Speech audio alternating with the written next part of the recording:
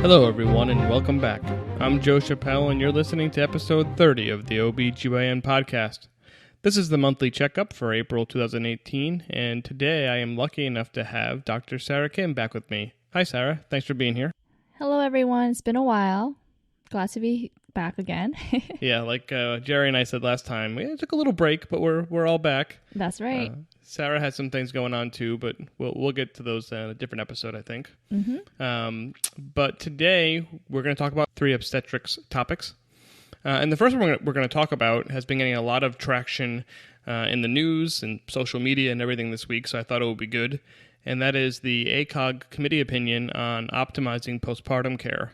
It just came out, it's really from May, but it came out this week. And in it, they really discuss how they want to change postpartum care, how they envision what that means. And in the past, at least here in the United States and around the world, maybe you guys can write in and tell me how you do things, but we typically do a 6-week postpartum visit. And if you have a vaginal delivery with no complications, that is really the only time that we are interacting with that woman. Yeah, and it's actually, to be honest, a lot of people actually don't even come up for the postpartum visit. And I do admit, a lot of patients may call between them leaving the hospital and their 6-week postpartum visit, but I don't think we routinely keep in contact with people until the 6-week visit. Yep. And like you said, we have a lot of women who don't even follow up for it. Now, that's truer in the clinic population that you see mostly. A little less true in the private, but it still happens. And then for at least at Stony Brook, if you have a C-section, we do see you at 2 weeks for a look at your incision. And then really starting about a year ago with the hypertension guidelines, we have started seeing women within 3 to 5 days of discharge if they have a diagnosis of hypertension. So this is ACOG pushing us further and further in that direction. Yeah, and I think, and we'll kind of go over, I think it's something that deep down we know it's a good thing. But we could kind of talk about how feasible it is and how accessible it is to, I guess, specifically in my case, a lot of the clinic patients that we see. Right. So let's get into what they want us to do, and then we can get into some of the difficulties perhaps in implementing what they want. But they really want us to follow up with the patient within 3 weeks, and then to have the final follow-up by 12 weeks, at least 12 weeks, they say. And that is where I think there's a lot of room there to maybe blow up the whole system that we have and redesign something new. And they think that, really all the things that they want us to do are things that we pretty much already do in our postpartum visits. They just want to start it earlier, but they want us to look at physical, social, and psychological well-being. And those things include infant feeding, contraception, pregnancy-related complications like gestational diabetes, hypertension, we already talked about, pelvic floor and sexuality issues, health maintenance, which is general health maintenance, and then mental health screening and providing resources. Like I said, this is stuff we pretty much already do. And one of the things they're really highlighting is that all of these issues don't necessarily become important at 6 weeks. Right.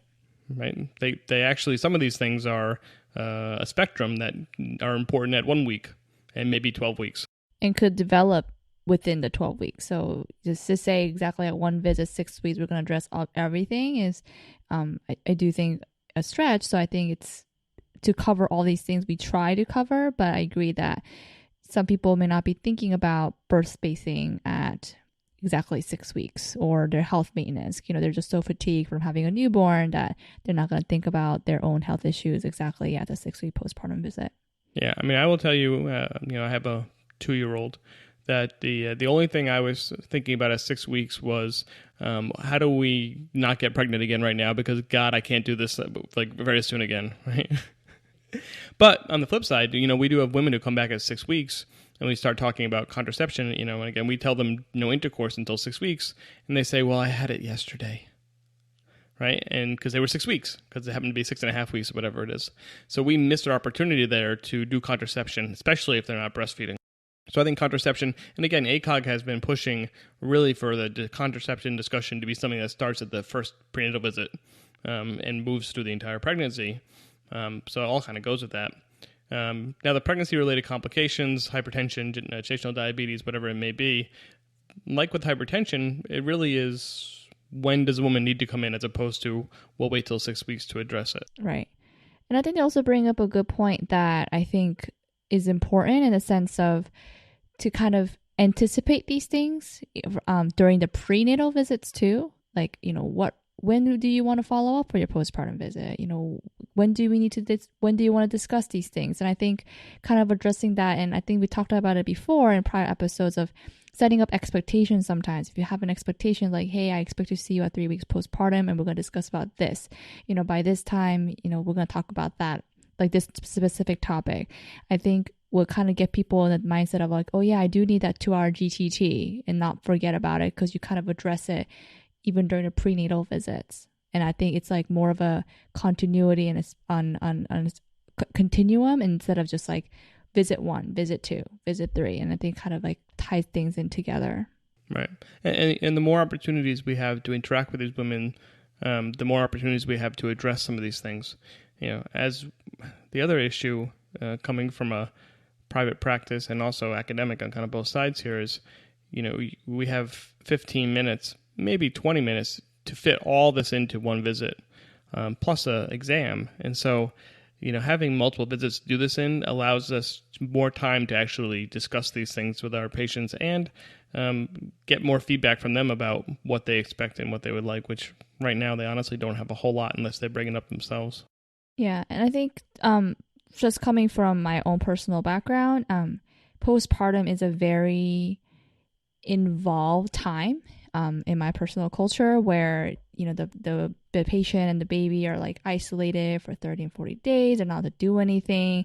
Everything's taken care of and every issue or any concern is addressed within the 30 days. And a lot of places, at least in the East Asian cultures and countries, have like a separate ward where the mothers have like access to doctors like immediately. So I think this is a good change of how knowing that just because you deliver the patient and it's not goodbye and you still kind of continue to see these patients, because a lot of them do consider their obstetricians and their gynecologists a lot of time as like their primary care physician and as like the point person in their initial care. Yeah, it's interesting. In Israel, they do something similar where they basically have these postpartum hotels. And you get discharged from the hospital into one of these postpartum hotels. And I don't believe that the insurance pays for it. I think that the families pay for them. But you don't go home right away. And then you're surrounded by other women who are also postpartum who can help you or you can help them or whatever it may be. And so, again, that's not quite the same as the 30 days, but it is sort of, they're not going home to nothing. A lot of our patients, especially the single ones, are going home to nothing. No support, nothing. And we're really their only lifeline. So especially for mental health, I certainly think that's very, very important. And then getting into what you said about the primary care doctor, health maintenance is a huge thing. Some of these women don't have good health maintenance care until they see us when they're pregnant. And then as soon as they're not pregnant, they're gone again. Right? So we were treating their hyperthyroidism, or we were treating their diabetes, or their hypertension, whatever it may be. And as soon as they pass that 6 or 12 week mark, boom, they're gone. Right, so how do we help them stay connected to the healthcare system after they deliver?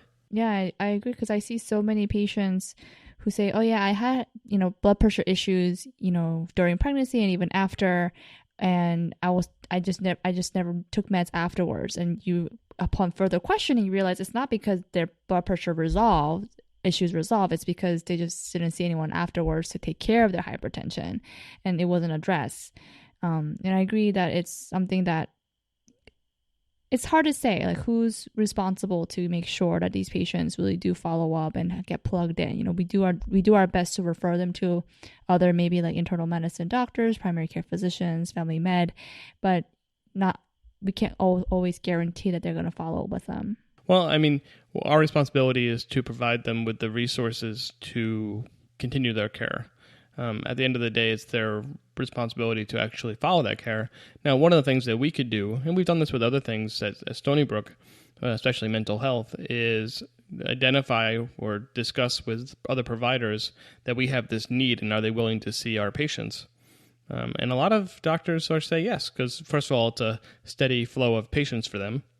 And even if they lose 80% of them, they still, over time, they're still gaining patients. So that's good for them. And, it's good for us because we know that if we send them to Dr. Jones, that Dr. Jones is going to see them and not say, oh, well, you have a 6-month wait. Right? Because then they're definitely not going to follow up.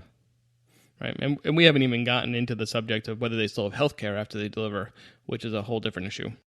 All this is assuming that they have the insurance, that they have the access, and they have the, for the most part, health literacy for them to kind of follow up. Because a lot of population that I deal with in clinic are like Medicaid patients who may lose their insurance 6 weeks postpartum. And then how do you now manage their, being plugged into the healthcare system after they deliver? Right. And so I think that's a good segue into talking about how feasible is it for us to do something like this. Because I think there are really maybe 2 or 3 issues in doing this. Maybe I think 3. One is the patient being able to get somewhere to actually see a provider. And we'll talk about an alternative in a minute, but they have to actually get to a provider. Number 2, you have to have a provider who can see them. Right? If we're seeing every postpartum patient 3 times in 12 weeks, that's going to limit the amount of slots we have available for other patients. Right? And then the last thing is, who's going to pay for it? Right? If the insurance is not going to pay for this and we're losing slots for other patients, you start getting into, is this financially viable for any practice? So some of the things that have been done in the past and in other places in other countries is a postpartum nurse.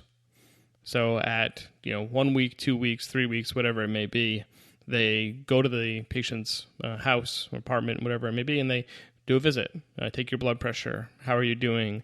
Any issues breastfeeding? How is the baby doing? Right? While they're there, they can actually also identify other hazards that may be there in the house. And so it's to have someone actually go to the house and does a lot of things. Now that's a very expensive person, right? Because how many houses can you go to in a day?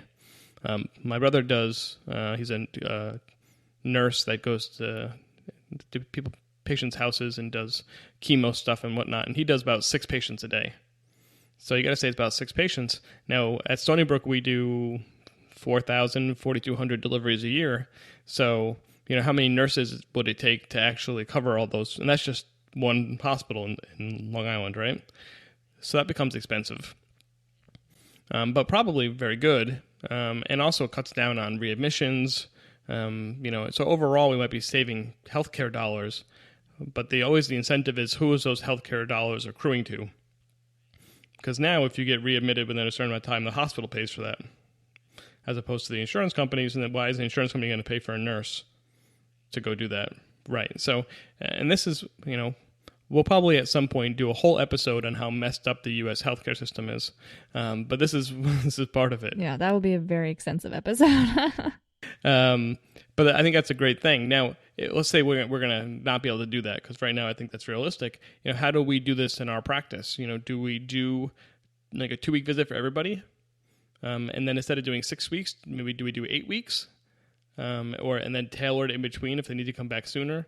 And the last thing that's important in this is that for most women, although it's changing a little bit in New York State now, is they only have, maybe 6 weeks of maternity leave. Right. So at 6 weeks, they're going back. So they can't come see us at 8 weeks because they just went back to work, and now they're taking a sick day to come to the office. So all these things really, really play into it together. Yeah. So that's kind of like the question mark that I put was like, again, policy changes question mark, and feasibility question mark was kind of the things that I thought about at the end. And ACOG does kind of touch upon the policy stuff that potentially we need to change to implement this new recommendation and this turn in direction of postpartum care. But I agree in the sense that even if we were to recommend 8 weeks, most women may not be able to, and even though we may say like more postpartum visits, some, in terms of if you have like 3 kids at home, are you really going to be coming to 4 different postpartum visits just because we say 3-week visit is important, and then at 8 weeks you should come, and then let's recheck your blood pressure again at like another 2 weeks? Like those are things that is easy for us to say, and we're doing it with the best intentions in mind, but we also have to think about these women are not just not all of them are just stay-at-home moms, like they have lives outside of that too. Absolutely. And they might have transportation issues, especially in the clinic population. So all these things make it I think you said it well in the beginning. No one disagrees that we should be doing this, right? How do we get there is the question. And I think that we can individualize this a little bit for ourselves and start thinking about ways we can do maybe part of it, or ways we can implement. Maybe it doesn't have to be a visit with us. Maybe the pelvic floor, sexuality, mental health. So some of that stuff can be done by a nurse maybe, right? So it doesn't have to be a provider necessarily. So how do we incorporate that stuff without, blowing up the whole system? So I think we're going to hear more about this. I mean, from what I've seen in this last week, everyone's talking about it.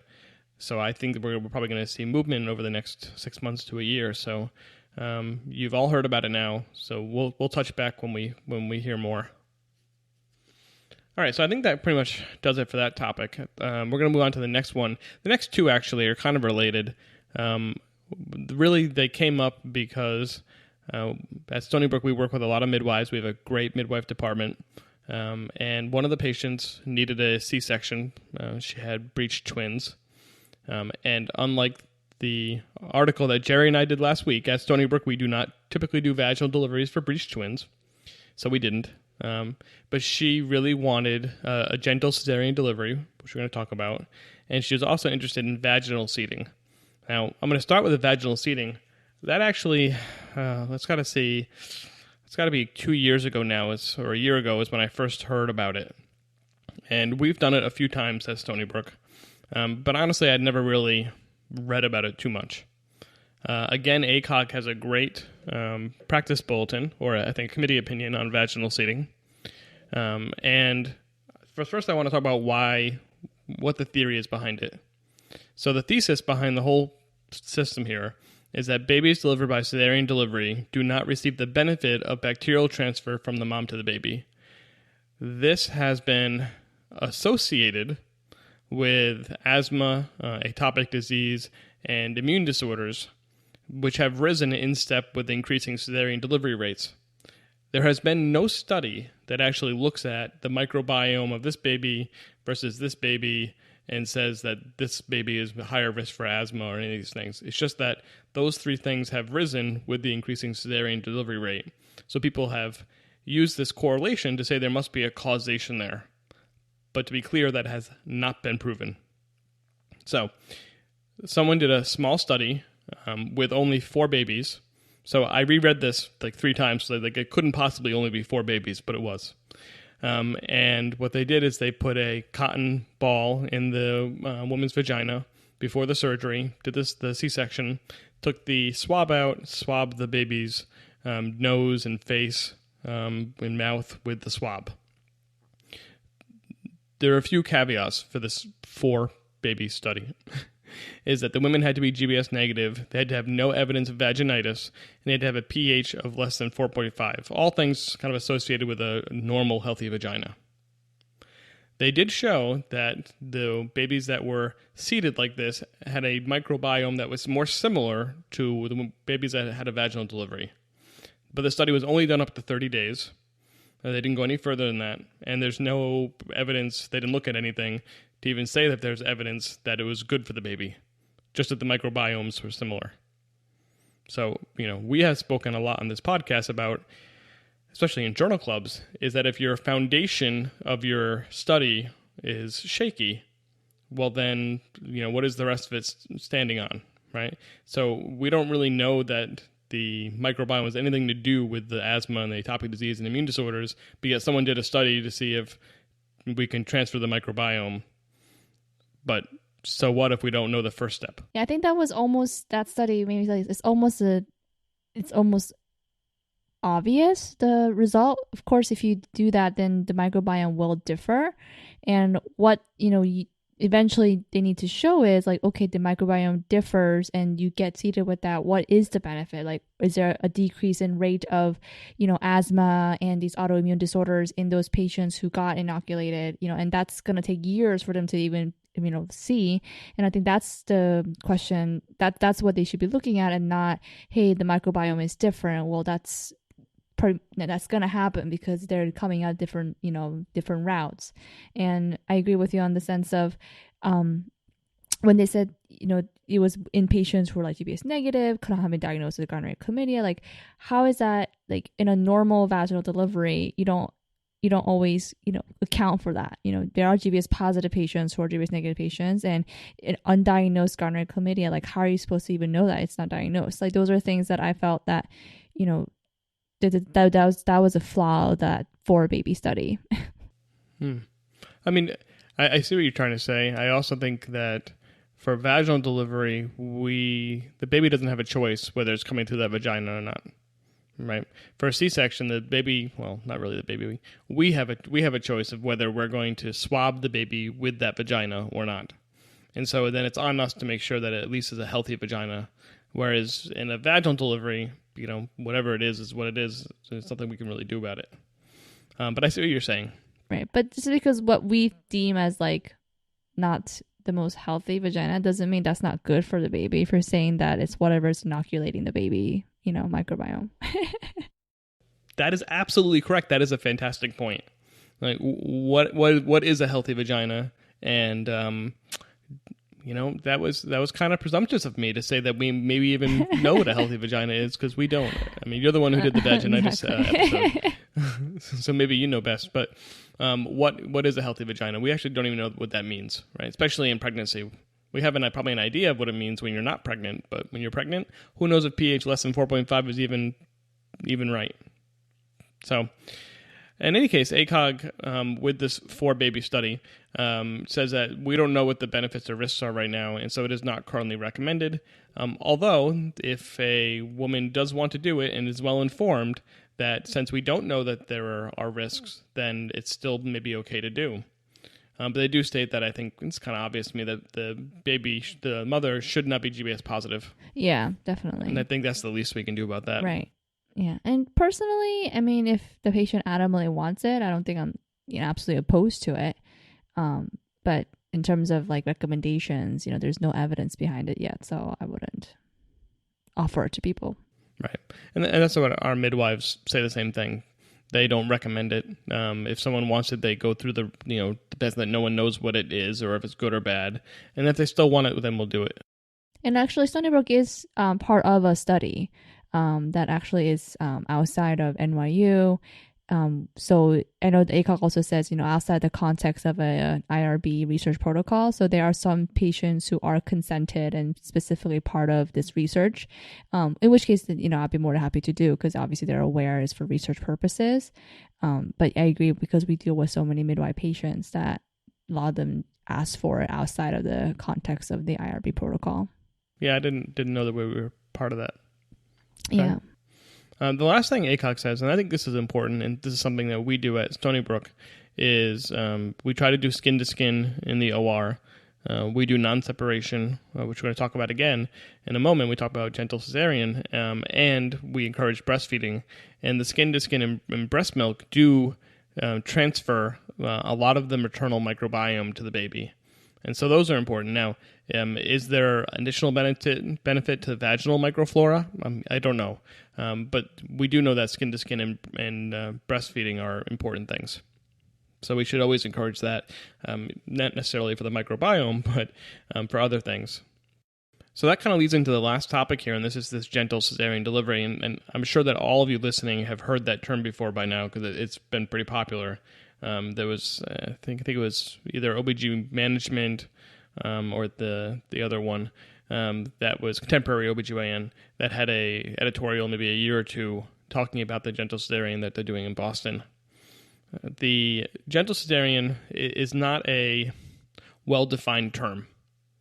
So things that it has generally been accepted to include are like skin-to-skin, music if the patient would like it, allowing more than one support person in the room, clear drapes so the woman can see the baby being born, non-separation of the mother and baby, and then as immediate as possible skin-to-skin contact. So there was one study that did look at this. I think there were a couple actually, but they're relatively small. And all they really looked at was patient satisfaction and breastfeeding rates. And they did find that women were more satisfied and women had higher breastfeeding rates. So those are all good things. Now, the numbers were small, so how much of an effect does it have? Probably doesn't have a whole lot on breastfeeding rates, but I can imagine it having a pretty good impact on patient satisfaction. So this is going to bring me back to this gentle cesarean I did last week on the breech twins. So the gentle cesarean delivery, we did a lot of these things. We had the clear drapes so the mother could see the babies being born. Unfortunately, breech deliveries, as most of you know, are not the most gentle form of childbirth. And so the woman watched it, and actually she was vomiting for a lot of it, so I don't know how much she actually got to see. But the whole process, she was satisfied because she got what she wanted. She was able to look as much as she could, but it didn't feel very gentle to me. So anyway, so it got me thinking, we already do at Stony Brook a lot of these things. We do the clear drapes if somebody wants it. We do skin to skin as soon as we can. We do non-separation. We do delayed cord clamping when it's appropriate. So we kind of already do those things. So what other things can we incorporate? Like allowing an additional support person? That's probably something we could do. Right now, Stony Brook has one, which is probably similar in a lot of hospitals. And the other things like dimming lights, which doesn't really seem like a good idea in an operating room. And music, which is probably fine too. So, how much of this can we incorporate? The last thing, and I'm going to let you say your piece in a second, is, as we said in the last couple things, is what is the expectation? And sitting down with the woman and asking her what her expectations are and explaining to her what is and is not possible at our institution and why it's possible and why it's not possible, I think goes a long way towards increasing that satisfaction. Right? So if she knows what she's going to get, then she's happy and she's expressed what she wants. And she feels like someone's listening and receptive. Yeah, so this is something, I think if we can try to accommodate as much and incorporate as much of this gentle cesarean birth, I guess, aspects, I think it'll be great. But I think a lot of people, when they hear gentle cesarean, it's not like you do a C-section. It's not natural. I think that's something that some people may, I guess correlate gentle cesarean with natural birth. But it's not really natural. You're still in the OR, and it's something that, we try our best to make sure that patient satisfaction and patient overall experience is enhanced, by what they desire. To be honest, some people don't even want to know. They don't want to see anything. They tell us, don't even, tell me what you guys are doing. And that's their expectation, what they desire. And if you ask them, they'll be like, I'm really happy there were no gentle drapes or not clear drapes.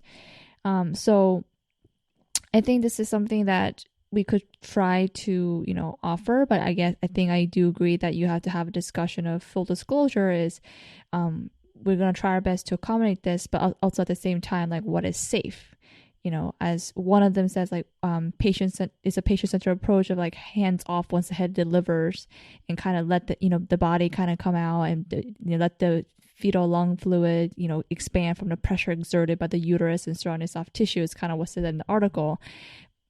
Once the head delivers, are you really going to be watching someone who may potentially be hemorrhaging? Those are things that you got to let them know that, I'm not going to just stand there, for the sake of this gentle section to kind of be hands off. I think it's something that you got to kind of balance out. And again, there's no evidence that doing that actually helps with respiratory distress or anything like that, right? Right. And I think that's my issue with this is that part of me also thinks, the way we did things, this didn't necessarily harm anyone. We're trying to do things. I don't know about that. We didn't medically harm anyone. Right, we didn't medically harm anyone by the way we did things. But I think, I agree, like patient satisfaction may not have been as high. But I think, it's good that we take a step back and assess like what can we do to make things better. But also keep in mind like what is also kind of what we talked about in the first article, like what is feasible and what is safe to do. Right. I mean, I'm gonna bring it all the way back around to our postpartum discussion that we were having, and that is about expectations again, right? Talk to women about what they want. Some women don't want any of it. Other women want all of it. But I will tell you that there is a growing body of literature out there, and we discussed it, I think, at one of our either journal clubs or monthly checkups, that women hold on to these experiences for decades, right? So these experiences are staying with them, and a positive experience will be positive, and a negative experience will be negative, and how that is viewed all comes down to what they expected to have, right? So I think it's on us. I think a gentle cesarean to me has started to mean more and more about what does the woman expect from her delivery, and how can we accomplish that if we can. Now, I agree with you. There is a limit as far as if we know something is not safe, then we shouldn't offer it. Like, I agree with you. Having the baby deliver itself while the woman's bleeding probably is, unless there's someone shows me good benefit for the baby for that, I'm probably not going to do that, right? Delayed cord clamping, 30 seconds to a minute, fine. Again, if she's hemorrhaging, maybe I'm not going to do that, right? So these are all things that we have to talk about. And again, with this patient, I was very clear with her about what I could and would not do, and if this happened, this would happen. And that thing, I talked to her at the end, and she was very satisfied, even though it wasn't so gentle. So right, because I think that you gave her clear expectations before going in, and I listened. Right. So I think that to me is the big thing, listening and being receptive to what they want, and whatever that may be. We have someone who come in and say, I want an epidural when I'm 1 centimeter. Right. And other women who say if you come near them with an epidural, they're going to kill you. Right. And those women are going to be opposite satisfied if one who gets an epidural who didn't want one, and the one who did want an epidural didn't get one. Right. Even though they're on opposite ends. So I think that, to me, that was just reiterating how important it is to discuss this sort of stuff with your patients. Yeah, and I think that's what I appreciated about, they were all about kind of separate topics, but these 3 articles, it's something that we all know as physicians, I guess, but kind of, I think, reminded me again that, patient care is very individualized. It's not, I know we have these, we have different algorithms, we have different things, but at the end of the day, it's a discussion that you have with your patients, and everything that we do is very individualized to that particular person. And I think it kind of made me realize a lot of these things are, what patient satisfaction is what they expect, and individual to that specific person. Vaginal seeding, again, is what they want, again, very individual to that specific patient's desire. So I think that's kind of what all 3 kind of also kind of underlying theme of very individualized patient care. Right. I wish that I could say I did that on purpose, but it definitely did have one through line, which was nice. All right. Well, I think we've hit those topics for today. Is there anything else you want to add that we haven't said yet, Dr. Kim? No, I think I'm good. Now, the last thing I want to mention before we go is I'm always on the lookout for new OBGYN podcasts. And really, for a while, this podcast was really the only active one kind of like this. Although for the last few months, it hasn't been so active. So fine. You got me there. But there is a new podcast out. I think it's episode 7 it's on now, and it's Conversations in Obstetrics and Gynecology. You can find it wherever you get podcasts. It's from Australia, and I like it so far. It is a lot more like this, so it's it's a couple different doctors talking. They do interviews, but I think the discussions are good, the topics are good. So if you're looking for something else to add to your podcast rotation, look up that one, Conversations in Obstetrics and Gynecology, and I'll put it in the show notes with the rest of the stuff for today. So with that, thank you, everyone. Thank you, Dr. Kim, for being with me again. Glad to be here. I'll be back again soon. And we'll be back soon with some new in-depth episodes. I think the next topic is aneuploidy, so you can look forward to that. And until then, thanks for listening.